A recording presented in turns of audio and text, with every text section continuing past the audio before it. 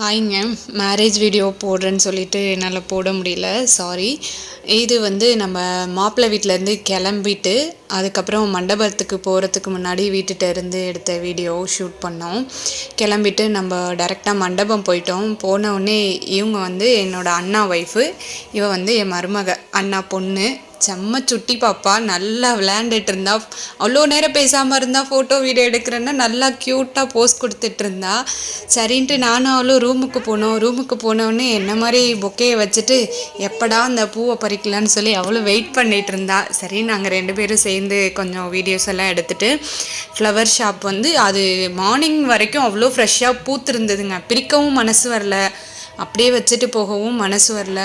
என்ன பண்ணுறதுன்னு அப்படியே தூக்கிட்டு வந்துட்டோம். அதுக்கப்புறம் என்னென்னா அந்த மார்னிங் ப்ரொசீஜர் எல்லாமே அந்த பூஜை பண்ணுறது எல்லாமே செஞ்சிட்டு இருந்தாங்க.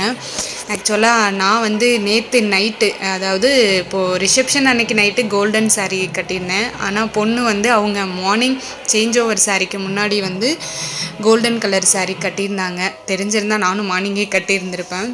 அதுக்கப்புறம் பூஜை எல்லாம் முடிஞ்சு அது அண்ணாவோட மேரேஜ் வந்து நல்லபடியாக முடிஞ்சிச்சு. Anyway congratulation Posanna and Anushya. Happy married life both of you. இப்போவும் போல் எப்போவும் ஹாப்பியாக இருங்க.